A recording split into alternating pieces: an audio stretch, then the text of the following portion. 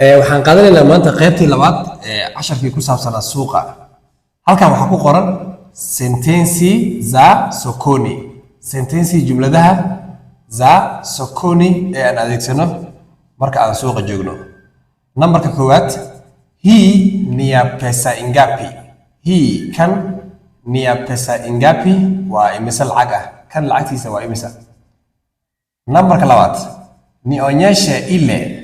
Nionyeshe wa itusi. Ile kaas itusi. Sitaki hii. Sitaki marabi. Hii kan marabo. Sitaki hii. Nambarka afraad, unauza pesa ingapi.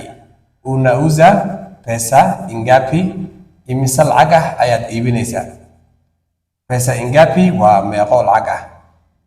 Nambar 5, nipunguzie bei. Nipunguzie iga dhin bei beeca iga dhin.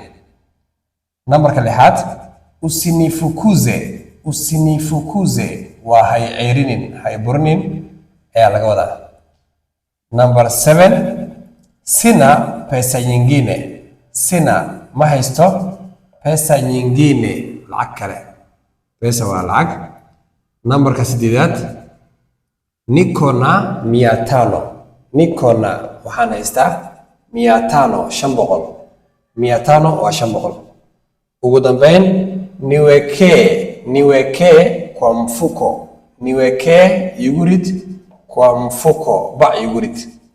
Haddii aad ka faa'iiday, follow soo dheh page-ka, sidoo kale la wadaag ardayda kale.